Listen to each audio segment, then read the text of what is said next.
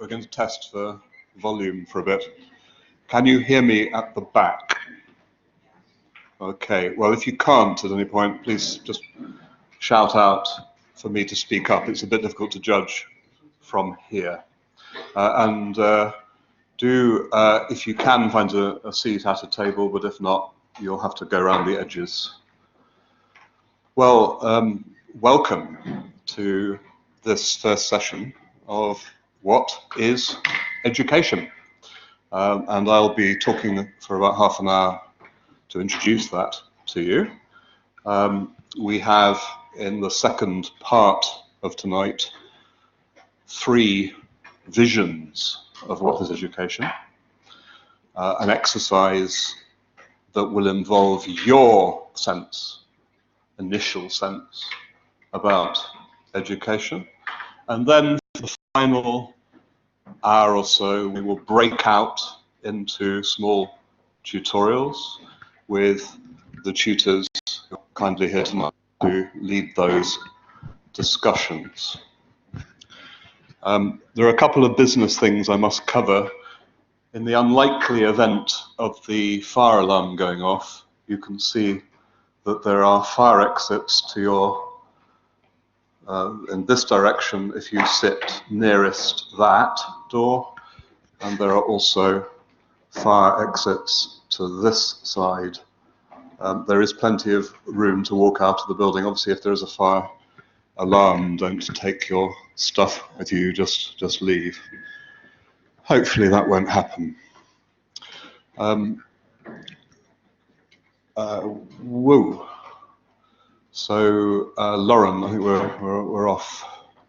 So I'm going to talk for about half an hour, and there are some slides up here. You'll find all the slides that appear during these sessions on Moodle, usually after the lecture, or at least as the lecture starts. These slides are now available on Moodle, or they will be very soon. I know some people like to look at the slides as they unfold, but if they're not quite there yet, bear with us, they're about to appear. But they will certainly be there for you in retrospect. So there is quite a lot of detail on some of these slides. There's no need to write it all down. They'll be there for you on the Moodle site. So all the dates, everything else.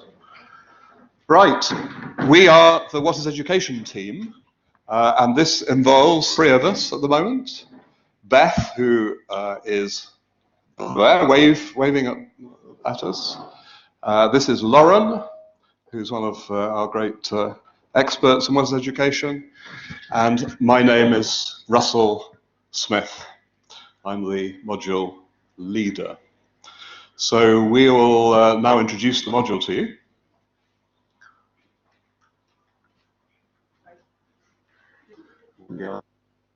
Okay, so the first thing is if you have administrative questions. So I've given you an example here. I forgot to sign the register. That'll be sometime tomorrow morning. You'll wake up and realize, I forgot to sign the register. I know 1 or 2 of you haven't yet because we ran out of time for that. They are at the back. Please do sign them. But if you have an administrative issue like that, please email the ioe.ma education email address to tell them or to ask them your question. Because it's not an academic issue, it's an administrative issue. However, if you do have an academic question, you're worried about the assessment or the content or the way the course is going, or whatever question you have, more clarification, you can email me. There is my slightly unwieldy email address. Once you've done it once, it will just come up as Russell Smith in the box, so don't worry too much about that. You've got this online, this address to refer to. It appears several points on the website. If you have specifically online questions, then Lauren is the expert. If you're listening to this, people are, by the way, from other countries simultaneously. This is, of course, being broadcast, this lecture, as well as listen to face to face. Then Lauren Clark is the person to contact. And I have office hours on Tuesdays, that's before this session, from 4 till 5, where you do not need an appointment. I will be in my office, which is 824, or there'll be a note on the office saying that I've moved close by, and you may just turn up.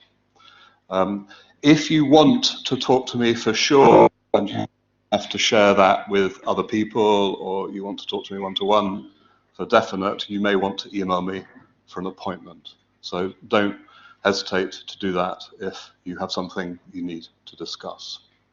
But of course, you also have your tutors. I know they haven't been allocated yet, but you will each have a personal tutor, and they will be discussing what is education and also understanding research with you throughout the year as you move through the modules into your dissertation.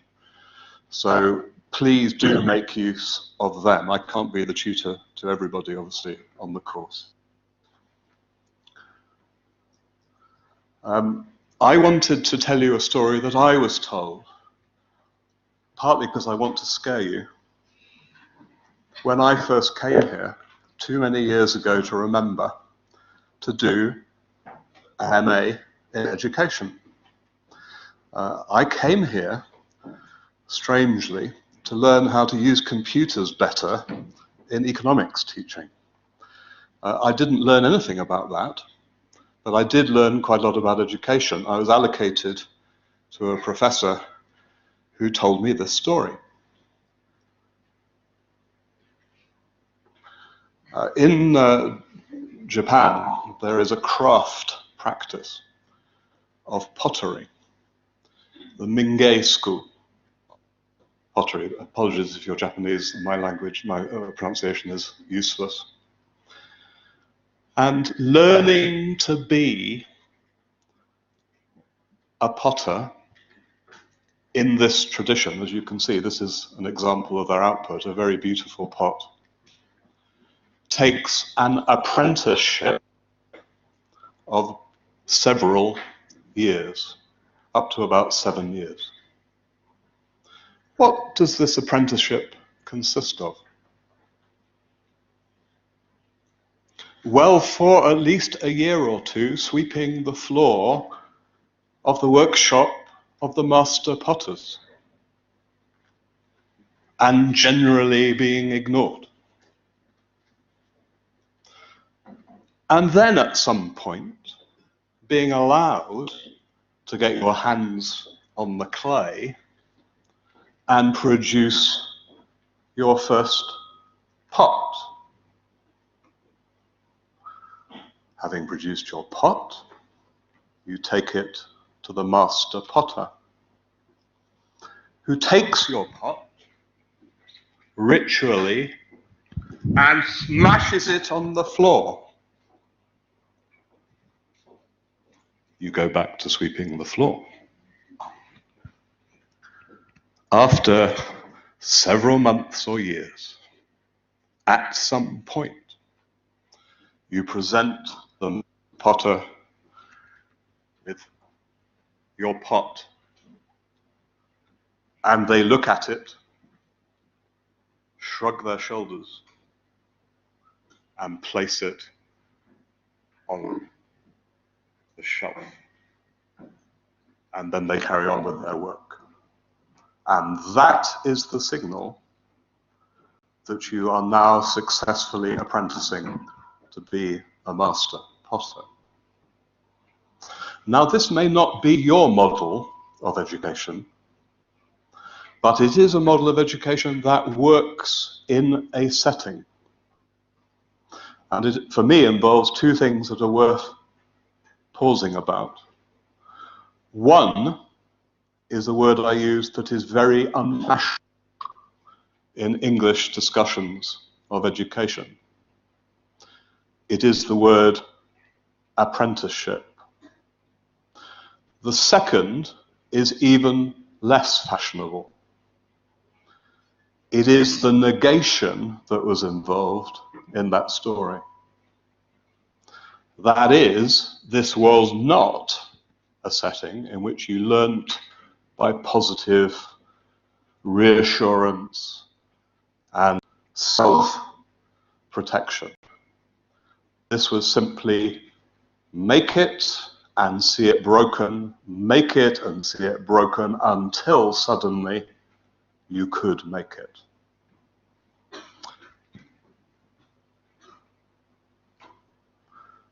So the Moodle site, I'm going to be veering between bureaucracy and thinking. The Moodle site is updated frequently. It will change as the weeks go by. Please do check in regularly. It has all the readings for you and so on. Yeah. This is the basic structure of the evenings. There is some prior reading, usually 2 prior readings. So please have a glance at those. We will indicate the key parts of those. So if you find that there's too much reading, specialize your reading to the sections that we indicate. The first half hour, or first 40 minutes, we'll do some warm-up activities. We'll be reviewing the readings, we'll be looking back at ideas raised earlier, we'll be looking forward to ideas to come. Then we have invited lecturers. So each week, there will be, not tonight, there will be somebody new appearing to give you a formal lecture on their specialist views of education. And these are often really quite distinguished people of international repute. So they will be names with extensive publications and so on, professors. So each of them will come and give you their view of education from their specialist subject discipline. And then after that, with a short break, 15 minutes, you go to tutorials, and the point about the tutorial, of course, is to discuss the ideas in small group settings and to engage in a discussion with the tutor who's there for that session.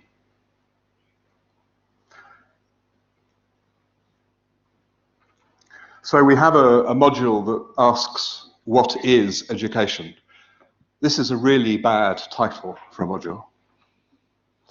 I don't know if anyone can see what's problematic about it. There is something for me deeply troubling about this title,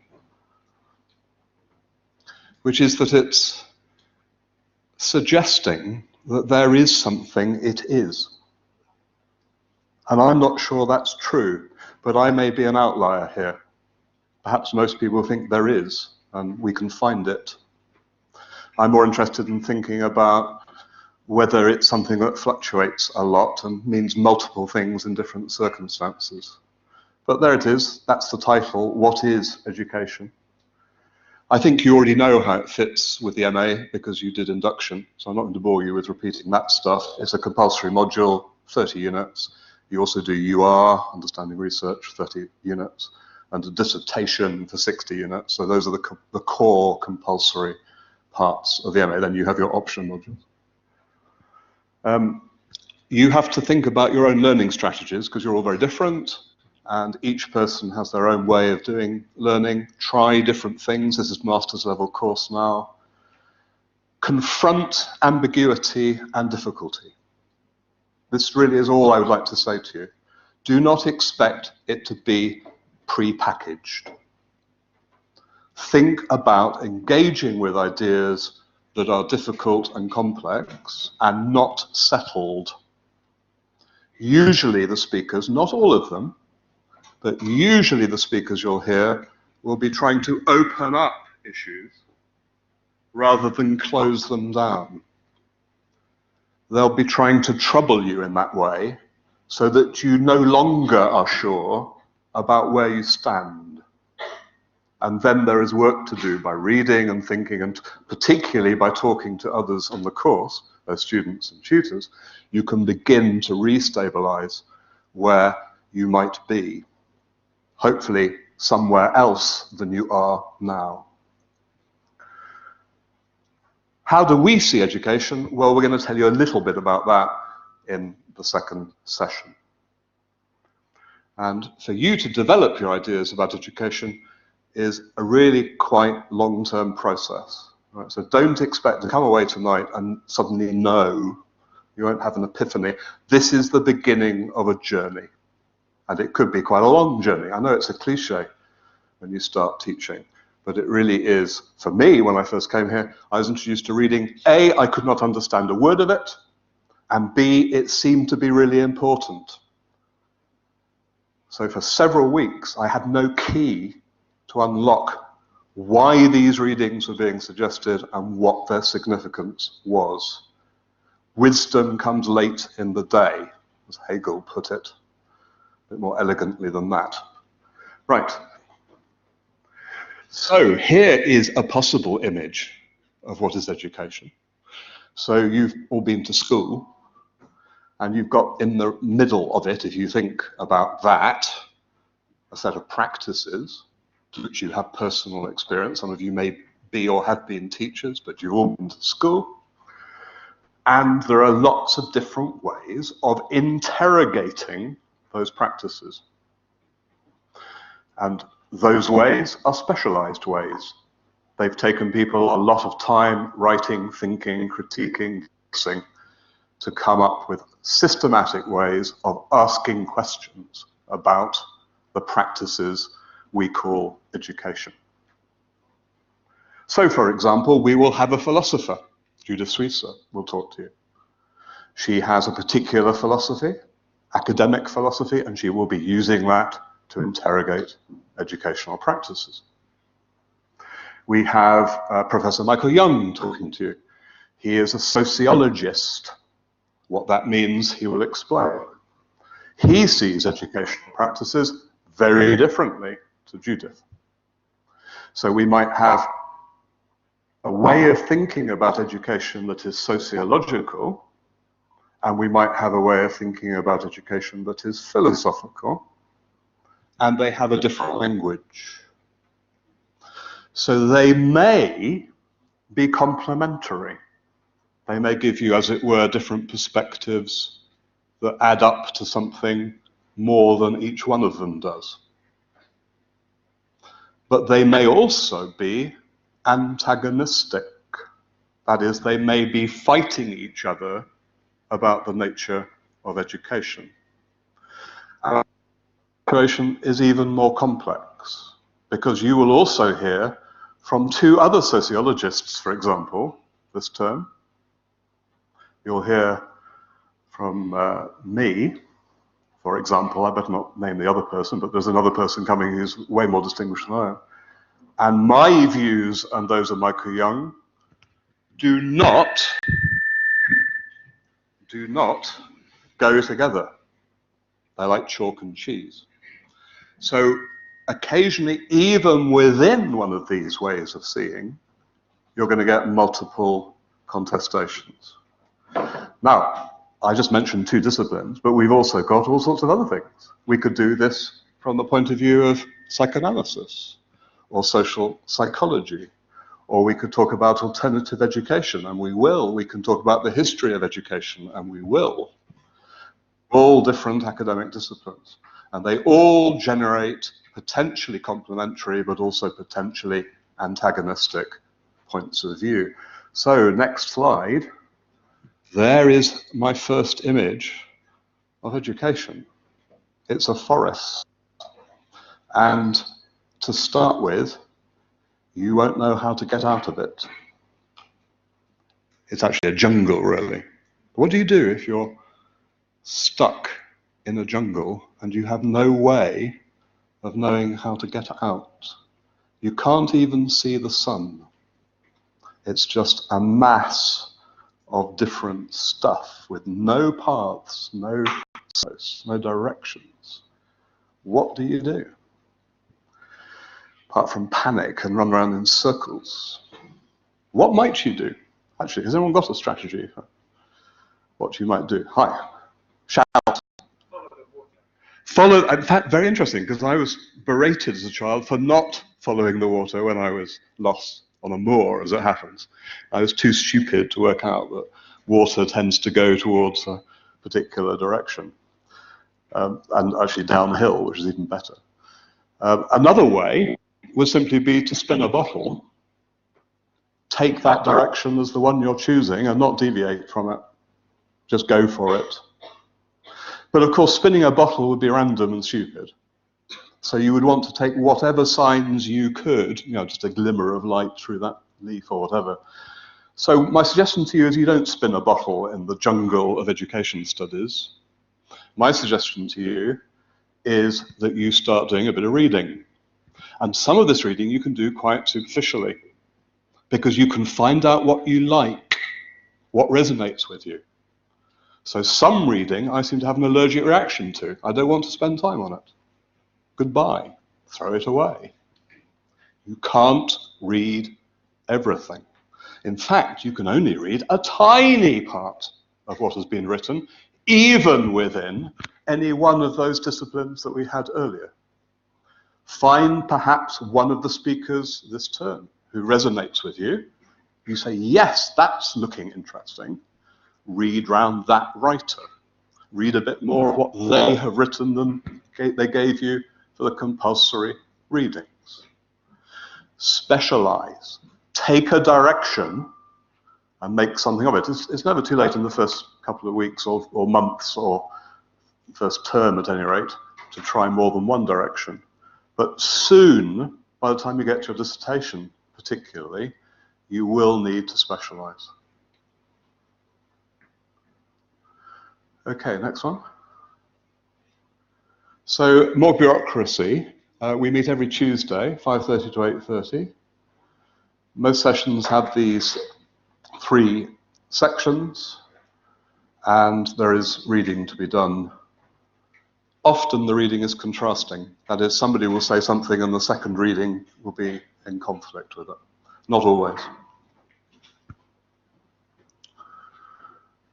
Now, Lauren is going to introduce something that happens at the beginning of each tutorial. Okay. I'm just going to stay down here because I have to do the online part. But basically, so part of the tutorial session is going to be you doing a distributed expertise assignment. So each of you will have been randomly allocated a reading, one of the required readings. So you'll only do this once a term for the whole entire term. And your task is to write 400 words and post it on your tutorial group's Moodle forum. And so what the 400 words should do is explain 2 key points or concepts from the reading and explain why you think they're significant. And then you should outline your own response to these 2 points, and that you can do that by drawing on your own experience as either a student or a teacher, and say whether you think that you can relate to that or not. What it should not be, absolutely not be, is a summary of the entire paper, because you can't do that in 400 words, okay? So you need to focus on 2 key points. And also, so within your group tutorial after that week's lecture, you will give a short presentation about your 400 words. If you want, you can read the 400 words. If you're not very comfortable with public speaking, that's fine. But you should not make a PowerPoint presentation, because that just takes up too much time of the tutorial. But you can use the 400 words that you wrote to help you kind of structure what you want to say if you don't just read that 400 words, okay? So tonight, when you meet with your tutorial groups, you'll learn which reading you've been allocated, so you can read ahead if you want to prepare. And just to let you know, if you haven't been allocated a reading because you haven't confirmed your spot on the module, you will be allocated a reading soon, and I'll update that on Moodle, okay? Are there any questions about this? There's also a description of it on Moodle, so if you need more information later on, you can look at it. It has its own tab. Any questions? No? Okay.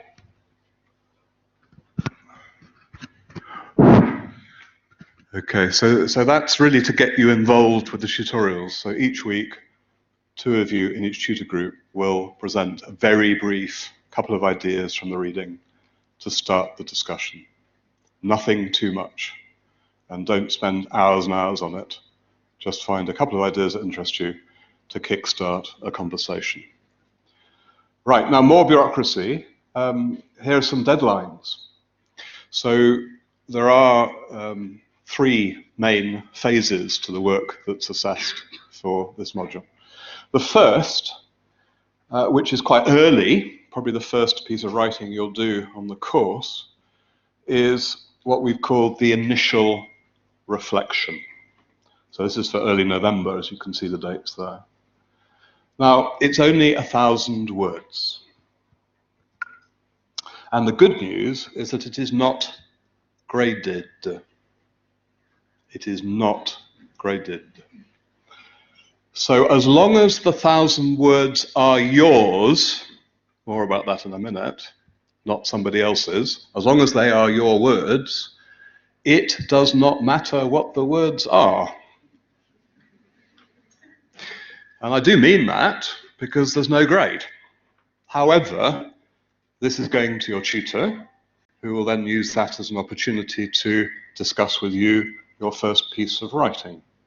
So clearly, it's in your interest, obviously, to produce an interesting 1,000 words, even if it's a poem. I really don't care what you produce, as long as it is your own 1,000 words. But what I urge you to do is to begin to think about writing about education and not write a poem, because that's time. So that's the initial reflection. And I put in bold, NB, it is compulsory, and you will have to submit it formally. So formally submitted work goes through Moodle, will be a box, and it will be formally submitted and date stamped. There is a deadline, and you must obey that deadline. If you do not produce your own 1,000 words by that deadline, you will be penalized. Right? There are formal UCL penalties in terms of grading, and they will apply. So don't let that happen, because seriously, you can make it not happen just by producing 1,000 words of stream of consciousness if you really must. But it is a good chance, I think, the initial reflection, to begin to think about academic writing, because academic writing is not the same as ordinary writing. And this is a good chance for you to begin to feel where that happens. On the 6th of January, by the 6th of January, you have the opportunity to give to your tutor a draft of your assignment. So your assignment is 4,000 words. And if you get that to your tutor by the 6th of January, they will give you written feedback on your draft. So again, this is actually not compulsory, but it would be idiotic not to do it.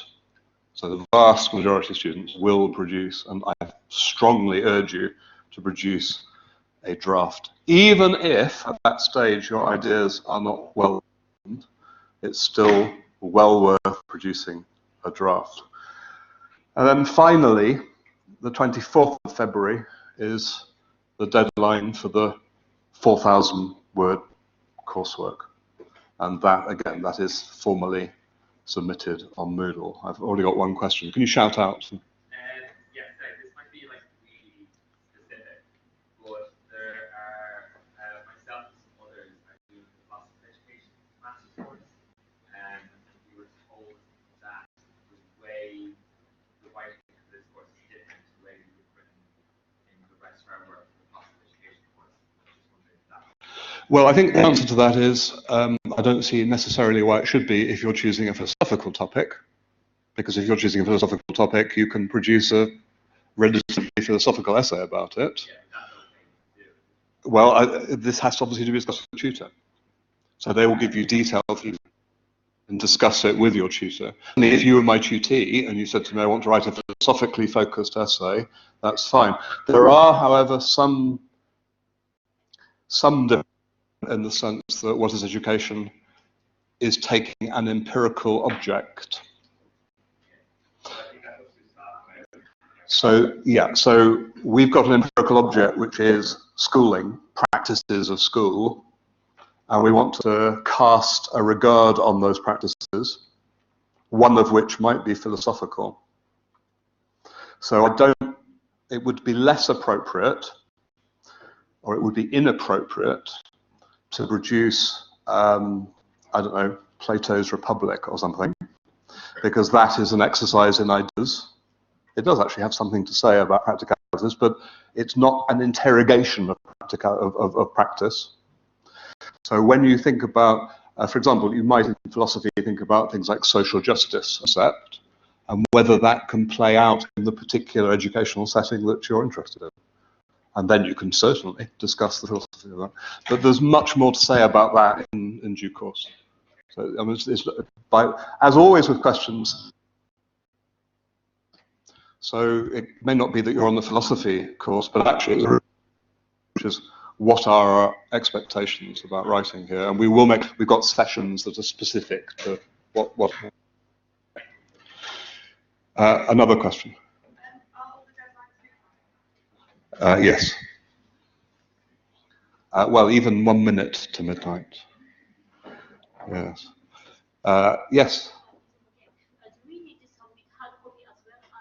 Do we need to submit hard copy? No. It's all electronic. Yeah, all electronic, and that's true even now for your dissertation. So everything now you can do just digital. Okay, is that it? So how are we doing for time? We're going to have a little break now. Fantastic, perfectly on time. Any last questions about what we've gone through so far? And again, please do use Turnitin to check. So let me tell you, I'm going to be going on about this all term, and you'll get sick of me talking about it. But there is one thing that goes wrong in academic writing, and this will apply to everybody in this room and me, which is when you're making notes, you often forget whether they're your notes or something from the books or articles you've been reading. And when you look back at it, you just can't remember, right? So even if you're completely honest and really keen to uphold academic standards, as you should be, sometimes there is a kind of difficulty. This is particularly problematic if you've been reading explanatory texts. So some of the reading is difficult, and you will find online people who've tried to digest them for you. And if you use their words, but they haven't been very careful about their citations, and you're not very careful about citing the person who's interpreting for you, you can end up in kind of double trouble. That is, you will both have plagiarized the initial author and the person trying to explain it to you. So a very good thing to do, and really you ought to do this, is put all of your written work before you submit it, even drafts, perhaps especially drafts, into Turnitin. On Moodle, you'll find that there is that facility. So you can do your own private check of your own writing to check the right citations. We'll talk to you about how to do citations. My advice to you basically is don't use intermediate texts. Wrestle with difficulty. Wrestle with the original texts as far as you can, or at least parts of them. And just to repeat one other thing, because some of you will find reading at master's level quite difficult initially, you won't be able to do all the reading. Find bits of the reading that resonate with you. You don't need to do all the reading for the term. Find a path that makes sense to you as you go through the course.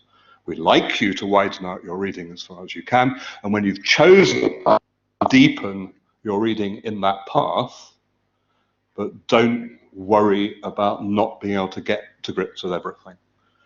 Just a few ideas go a long way. Any other questions, or we have a little break now, I think. Right, we'll have a break, and then there'll be time for more questions at the end of the next session anyway. So back here in 6 minutes? 7, 8, 10 minutes? Well, yeah, just 9 minutes, and we'll start again.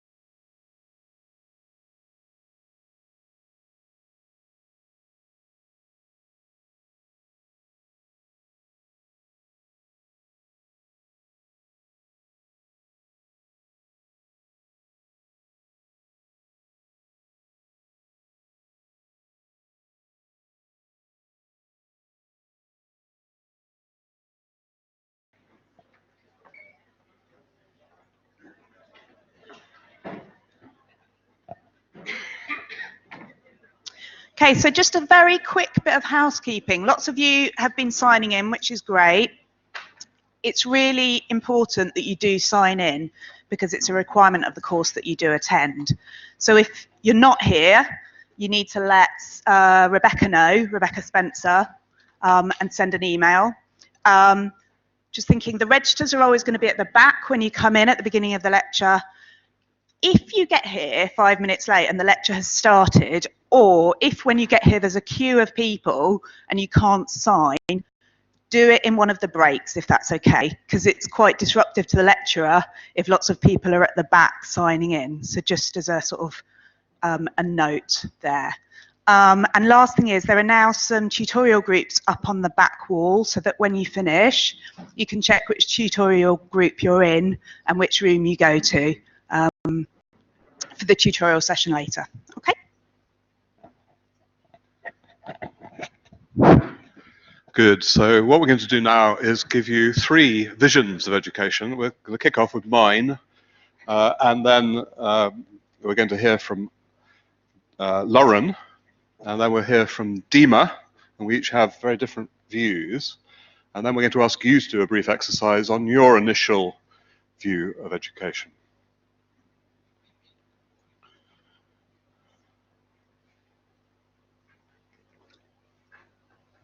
So I'm sometimes asked, what is education? And I have a simple answer to that question, being a bit long in tooth. Oh, please. Okay, thank you very much. I just think in my image, the education is like something can shape our nature. Yeah, that's the reason why I come here. I think from many different philosophy, for example, Chinese classical, many famous, they think we have all the natures, like maybe I'm bad guy, maybe I'm good guy, but why we are similar, but we will become different personal one. That's because education. So education shape ourselves and to be different. Thank you. Now, what I would say to that is that you're young. And yes, I agree that education can be about development. And whatever we bring to it, I think you used the word nature, but for me, that's a problematic word. But nonetheless, development is of the essence, and education is not worth a penny if it's not something developmental. You wouldn't want to stay here if it wasn't going to change you in some way, whatever your natures. But for me, being old, I'm certainly more cynical than you are. So I'm going to pursue this theme, that education is social reproduction. It's not about social reproduction. It is social reproduction. Now, what I mean by that will become clear. This is a very famous picture taken some decades ago of 2 boys on their way to Eton, which is a private boarding school in England. It's the most expensive and most prestigious private boarding school. It's only for boys. And they have to wear, as you can see, a uniform. You don't need to guess which of the 2 are on their way to school. And the photographer caught this wonderful moment where 3 children from less privileged backgrounds encountered them on their way to school.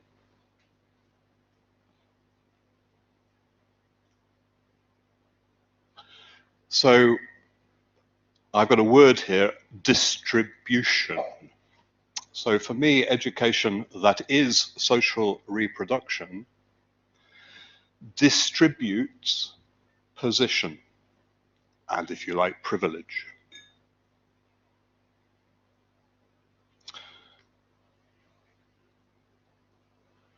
Here is somebody who is a manual laborer.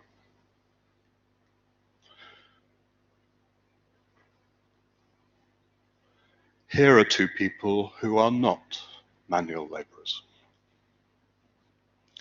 Which of these 2 groups went to Eton? So we have, of course, those who are not familiar with the dire state of UK politics at the moment.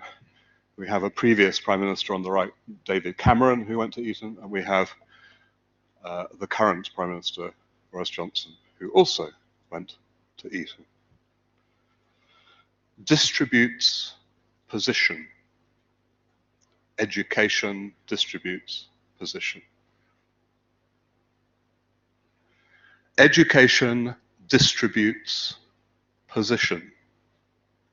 If you go around London, there are many old Victorian schools. Most of them now converted into flats, and very expensive flats. But often, the architect has preserved the wall that went round the Victorian school. And here is one such school.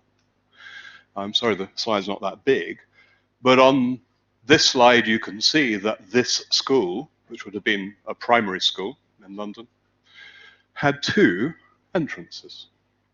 On the left, there is an entrance for girls. Many walls around schools in London, you'll still see the word girls. This one, rather nicely, positions them as child carers. That is, the infants go through this door too.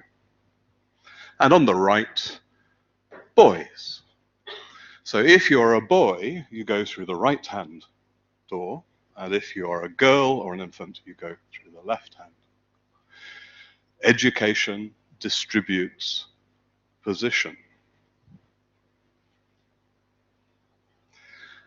Education has to be legitimated.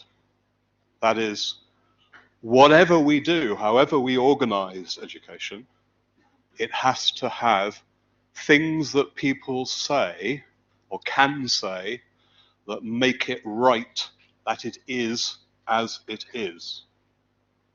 Legitimation. How can we face ourselves in the mirror? Because what we are doing is legitimate. This word is a key word in Max Weber's social thought.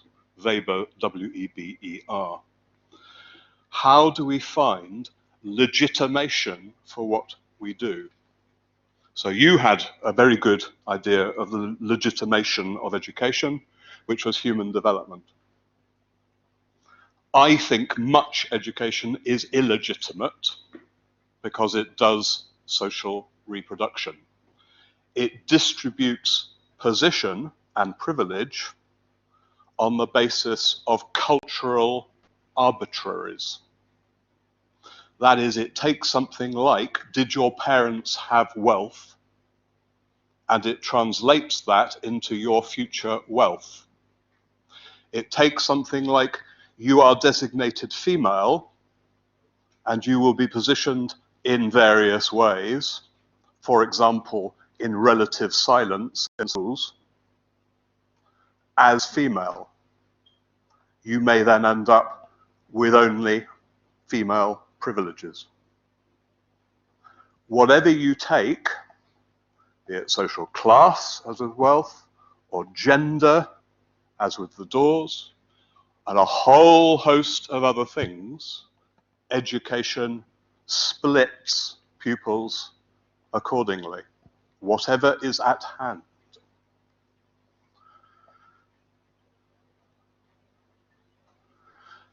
The strongest legitimation that I ever hear about this phenomenon is that actually history doesn't count very much. Now, this is a roulette table. It's a wheel, this is Bourdieu's metaphor. It's a wheel that has no bias. Every number is as likely to come up as any other. Bourdieu quotes Napoleon. Every soldier has a marshal's baton in their knapsack. We could all be prime minister. It's just that the last two Conservative prime ministers, who were male, went to Eton. They came from very privileged backgrounds. What people will say is that education is a meritocracy. That is, it's ruled by merit. It doesn't matter if you're a girl or a boy. It doesn't matter if you're from a privileged background or not. What matters is that you show your own mettle. You can be autonomous and successful if you try hard and you have innate gifts. Giftedness is a legitimation of social reproduction.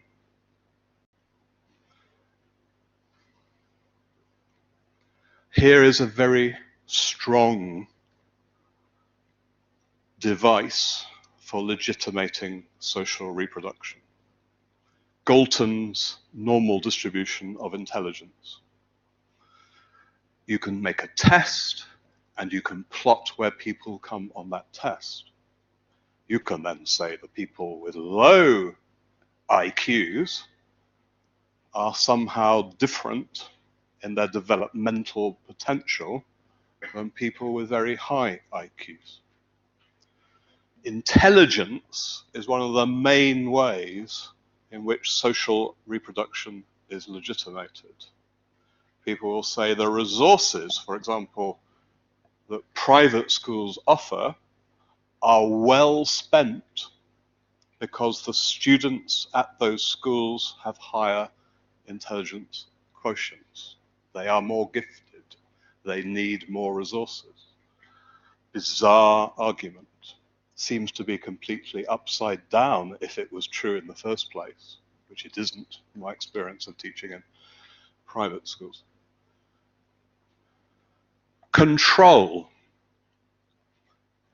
Education is about control. Schools potentially are disorderly. Any group of people is potentially disorderly. Young children potentially very disorderly. How do schools keep control? Just 3 ideas. Somebody said to me earlier, schools are like factories. I'm not going to use that one, but it's true. Schools are like prisons. This is a panopticon. I'll give you the reference later. Foucault's Discipline and Punish. You must read Foucault's Discipline and Punish. At some point this year, that book. Schools are like temples. Basil Bernstein, who you'll hear more about, who's a professor here, wrote that schools are like temples. They establish purities.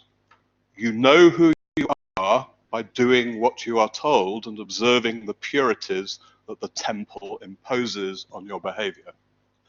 You will wear your school uniform properly, and you will feel embarrassed or shamed if you don't. This is order and control. The school like a temple. And finally, one that's perhaps more resonant these days, drawing on Baudrillard's work, education, schools are like supermarkets. Pre-package the content. Ensure the happiness of the customer. Only engage in positivity. Do not smash any pots. These are all varieties of control mechanisms. Sometimes they work rather fabulously together. Sometimes they split asunder. In my, of course, when I was 14 to 18, you were just hit if you didn't do what you were told. Now it's all a bit different. Okay, so here are 3 readings that I've drawn on here. There's only obviously a splashdown. So Bourdieu, The Forms of Capital, is a brief essay which talks about social reproduction and uses that analogy of the roulette wheel. Foucault talks about Jeremy Bentham, who is the founder of this university and something of a monster in the sense that he designed the perfect prison, which has now become the surveillance society. And finally, Baudrillard, who is a French postmodern philosopher who talks about supermarkets and the consumer society and how that has infiltrated everything to do with education. So thanks for that. That's my vision of education.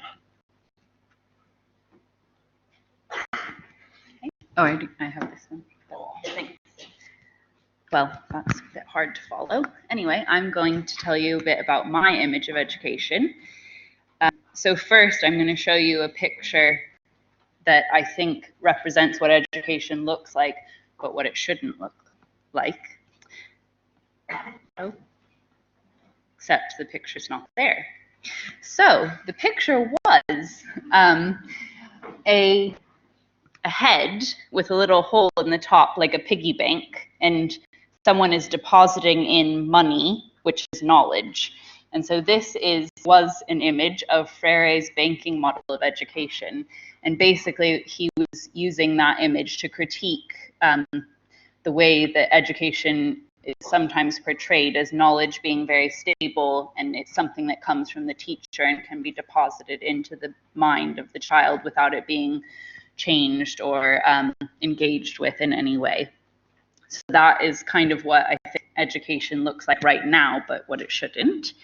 Instead, I think that education should be seen as an opportunity to challenge the status quo, which means like the way that things are that we take for granted as being true. If any of you came to my Meet the Researcher talk, you're probably familiar with this idea. So one of the ways that we can show students how to critique and challenge knowledge is by modeling this in the classroom. And so what teachers can do is kind of try to challenge the hierarchy between teachers and students. And this process would help reveal how education often reproduces inequality, like Russell was just talking about. And that's also how inequality continues within society. So one of the things that we can do is think about who has created the knowledge that we're teaching students, who has chosen what they're going to learn, and these people are in positions of power. And so they have a reason to perpetuate the status quo.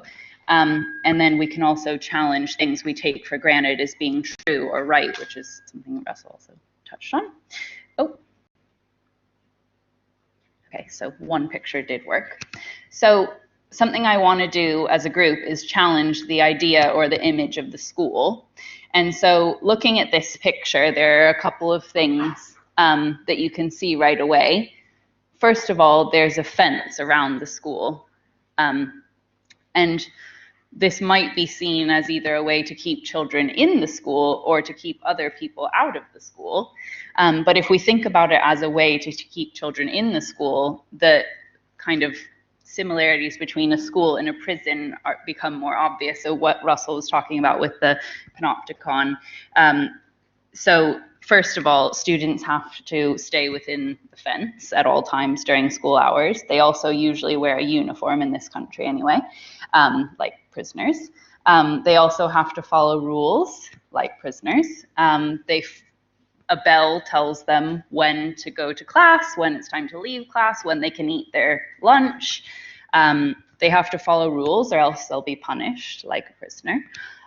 So I think there are a lot of similarities that you can see between a school and a prison, but we just take the idea of the school for granted as being the best way to educate children and the best way to kind of remedy this inequality in society. But instead, we're actually perpetuating this idea that students should listen to the teachers and do exactly as they say. So critical pedagogy, which is what I research, and my view of education, they hold that all education is political and ideological, and it's impossible to remove our beliefs and positioning from the way that we teach. And so therefore teaching can't be neutral. And so this is something that a lot of people try to do. They don't want to talk about their position. And it's certainly something that we're not going to do on this course because now you all know about our positions. But we don't think that teaching can be neutral. But a lot of teachers do think that, but actually by attempting to remain neutral in their teaching and not critiquing knowledge and where it's coming from, they are perpetuating the status quo and the idea that we shouldn't challenge what other people say and knowledge in general. So this is just a little diagram that I made that shows how if we challenge the hierarchy in the classroom and who holds power, this can be a model for how students can do that in society. And then also by acknowledging that students can bring their own knowledge and experience into the classroom for us to talk about, and they can use that to challenge the ideas that the teacher puts forward. This is how they can also learn how to do this in the real world once they leave education. And my other picture is also not here, but this was basically a picture of, this is really weird because it didn't happen before, but this was a picture of problem posing education, which is a type of education that Paulo Freire put forward as a way to kind of remedy the banking model of education, which I told you about earlier. And basically what the image would have shown you is kind of a diagram of how this process works, which is basically that it starts with a problem that's posed, and this can be a problem that's posed by the students.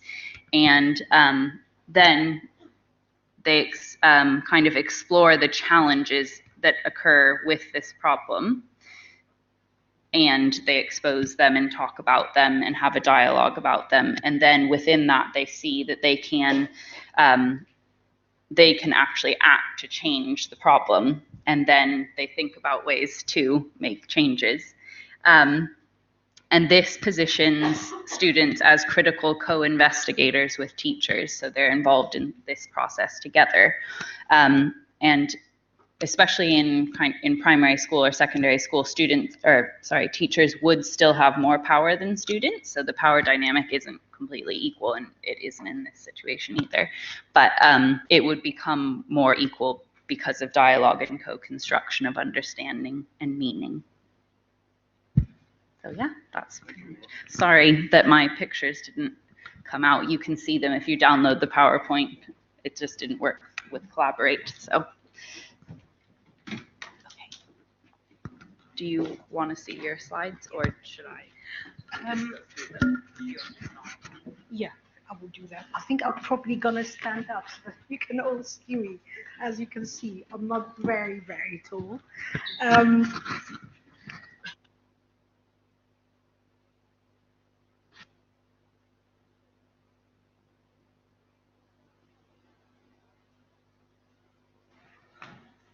There we go. Great, thank you. Okay, I would like to talk to you about my vision of education, which is education as transformation, the ability to change from one thing to another, from one way of thinking to another. And yes, I can see that my images have gone as well, but I don't know what happened to this computer, but ignore the slides. We will not talk about the slides much. I want to start by telling you a story. And this story is about an 8-year-old girl. A long time ago, actually, this story happened in a country far from here. And this girl used to live in a city which is a nice city, actually, but can become quite hot in the summer. So the girl's parents would take the girl and her family, sisters, to the beach every Saturday in the summer and to the mountain every Sunday. And this is something they did every Saturday and Sunday because it was very hot during the summer to stay in the city. So on one Saturday, this girl went to the beach and she actually went to the rock pools. Do you know what a rock pool is? Is where you have sort of little rocks on the beach with water in them. And she saw something red, really vividly red, in the rock pool, like moving and gently sort of floating. And she was captivated. She wanted to know what this is about. She thought initially it was like a plant, and then she looked very carefully and realized this is actually probably not a plant. And although it was stuck in one place, but the joy of seeing that thing and just watching it move in the water remained with this girl for a very long time. And she thought, this is what I want to do with my life. I want to study these things. And then on another weekend, the girl's parents took her to the mountain and she actually went and played. She liked to play a lot, that girl, and found a very weird looking plant which had little green sacs, like little green bags. And she started touching this plant, and the plant went pop, and the bag burst, and seeds went out. And this girl thought, how fascinating. This is what I want to do with my life. I want to study these plants. They're very weird. And the girl grew up and she sort of thought about her studies. And eventually she realized that she can actually study both these two organisms and do it in one place. And she did. She went to university and she studied biology and she enjoyed every moment of it and it transformed her life. Well, that girl is me. I actually studied biology at university and I enjoyed it and it transformed my life. And I want to tell you why I think education is transformative. Because it's not about just getting a job or getting a degree to put on the wall. It's much more than that. So if Confucius' picture was here, you would have seen, he would have said, education is more than just learning by memory. It's something that gives people confidence, and confidence gives hope, and hope gives the people ability to look and seek peace, to look for and seek peace. So it does something to people being educated far beyond than just getting a degree and getting a job. Brighouse and Unterholter, on the other hand, said, well, it's not just about what you feel. What you feel is important. And I described to you the joy that I actually felt while learning and studying these sort of living things. Education has three values. One is the instrumental value, which many of you understand really well, because you probably understand that it's an instrument, helps you do things. So like getting a job, getting a higher salary, moving from one job to another, having a career move, but also things like becoming healthier because you have better understanding and so on. So that's an instrumental value of education. There's also what we call a positional value, which Russell talked about a bit, that education can give you a position. I was the first science student in my family, and that is a positional thing. And my sisters and I were the first in our family to go to university. My two parents didn't. So that's also a positional thing. You can have the first lawyer in a village, the first doctor in a town, or what have you, and that has value. In many cultures around the world, a person who's educated and has gone to university would be called master or ustaz or whatever it is in the culture that they live in, just out of respect to their education. Not in every part, but in some parts of the world. But also there's another value for education, and that's the intrinsic value, education for itself, for the joy it gives you, the confidence, the agency.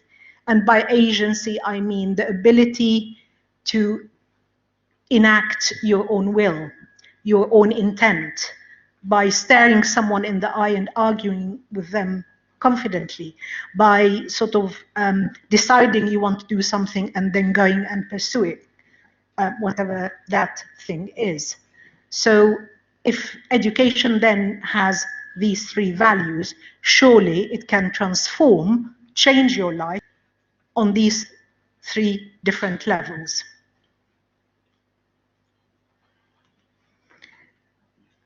I think when we talk about education as transformation, there's a lot that needs to be discussed. We really cannot do it in the space of time allowed for, this segment of today's lecture or today's session. But I want to touch on transformative learning. And I think a lot, is thought about, but really when you actually look at the literature in education, not a lot has been talked about transformative learning. So basically there was some talk about it in the 70s, so about 40, 50 years ago. And it was an American sociologist called Jack Mesereau who started talking about learning as transformation. And he actually used a really nice term, which I want to sort of share with you, which is transformation of perspective.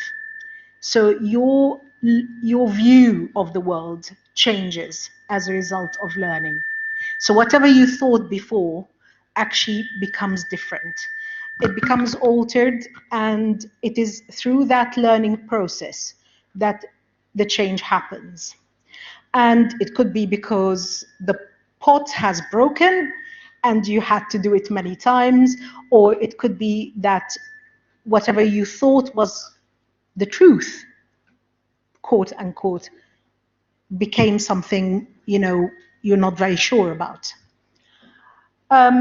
Cranton also talked about reflective thinking and the way we reflect, and not just, you know, learning, which is remembering or applying knowledge, but also thinking and reflecting. Kolb talked about, who is also an American educationalist, talked about the importance of reflection. So if I said to you that education is transformation, what does that mean? Then, so what? What will you do about it? Yeah? And then you need to then consider what is the next step. So anything that you see or experience, you can reflect upon in that way. The problem, what does the problem imply? What are we going to do about it? That's a different way of thinking than just memorizing something or recalling something or applying knowledge, okay? So, Sorry to interrupt. If you're using Collaborate to follow the lecture, could you check that if you're near the front, that your own microphone is turned off from your And laptop? the sound, because there's some feedback happening with my Yeah. Because what's happening is yeah, going, That's why the speaking. hence it's always on the edge of. yeah. Sorry. And I'm having to pull this Yeah. lower and lower. Okay, so the next slide, please, Lauren. Okay. So transformative teaching, we talked about transformative learning. Transformative teaching is, again, something that is disputed. It's not totally agreed on, but there's a lot of consensus that it's about sort of something that changes you academically, but also socially and spiritually, and that it is something that is not necessarily a solitary act. It can take it can take place in groups. It's through experience, it's through reflection, it's through collaborative work, which you will do a lot of, I hope, during your MA. But also the most important part of transformation is to have the kind of relationships where students and teachers and students and students have relationships which transform their lives, which are, the kind of relationships that promote justice, that promote respect, and are supportive, both into your cognitive, emotional, spiritual, and social development, but also in terms of social justice. So the importance, for example, of respecting people's diversity, whether it's race, sex, gender, sexuality, class, whatever it is, those sort of different factors that allegedly make us so different. It's respect for that diversity. So that is the kind of transformative teaching that can make a difference. One more, Lauren? Okay. So Lauren talked about how critical pedagogy can help people sort of rebel and change and not accept the norms, while Russell talked about social reproduction. My view is actually, my view of transformation, education as transformation, is that it's actually both. So society exerts social pressures on the individual, but the individual actually has the capacity to push back. And it's not just one or the other. So through social structures and socialization, we are pushed to remain as part of the norm and to sort of reproduce society. However, we do have the agency to push back and to transform society. You can see this happening both on a daily basis in daily lives, but also on a wider scale, social level. So it's a dialectic. It's not just one or the other. And I think education can transform people's lives, certainly on 4 planes. The plane of the self, your own self, the way you think, you feel, you believe, and you act. In terms of your relationship with others, in terms of how you relate to society and try to change society or your social scene as a whole. I know Russell disagrees with me about the word society, but it is the sort of wider social context that you live in. And finally, your relationship with nature, because we are human beings who live in nature. We have been pretending that it doesn't exist for such a long time, and nature is coming back to tell us that we have been very wrong, okay? So I think education has the ability to transform people's lives, and if done well, and if people put in the effort, I think the capacity is there for transformation. So that is my view.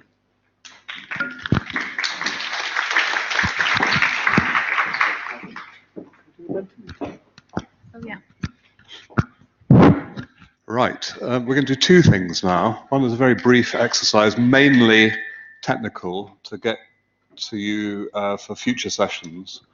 We would like you, if possible, you may have done this in induction already, to use your own device. So if you go to www.menti.com and put in the code 86339,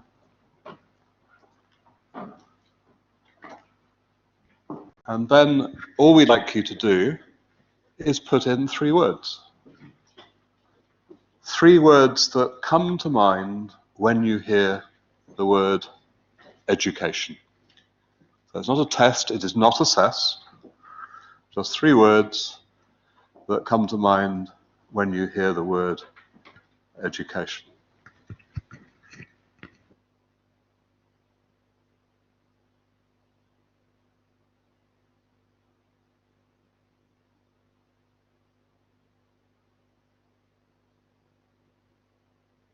And what you'll find is, as you put them in, it will make largest, of course, the most often being used.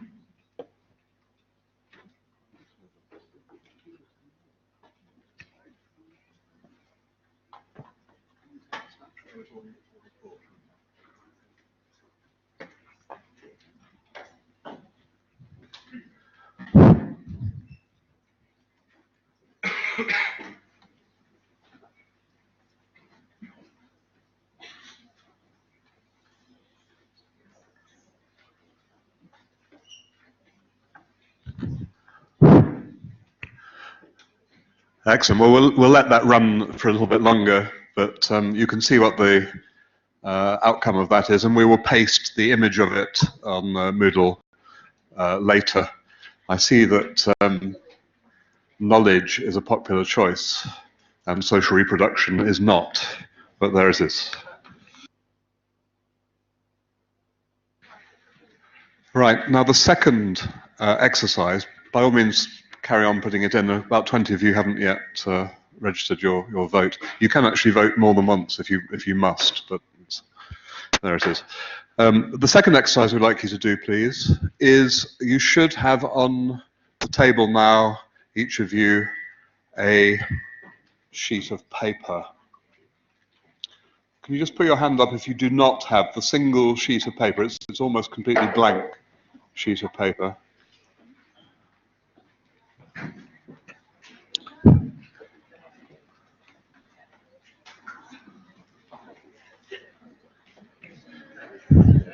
So what we'd like you to do, it does say on the sheet, but what we'd like you to do for 10 or 15 minutes, perhaps 10 minutes to start with, is draw your current image of education. So that does not have to be related to anything you've heard tonight. It could just be thinking about your own experience of education. It could be about having been at school. It could be about being a teacher. It could be about ideas you've come across. Absolutely whatever you like. It could be concrete or it could be abstract. It could have lots of words on it or no words. Whatever image, but it should at least be an image of education you would like. And what we'd like to do then is, once you've done these, we will have a very brief discussion about them, but we will also take them on to the tutorials as the basis of some sort of discussion. So 10 minutes.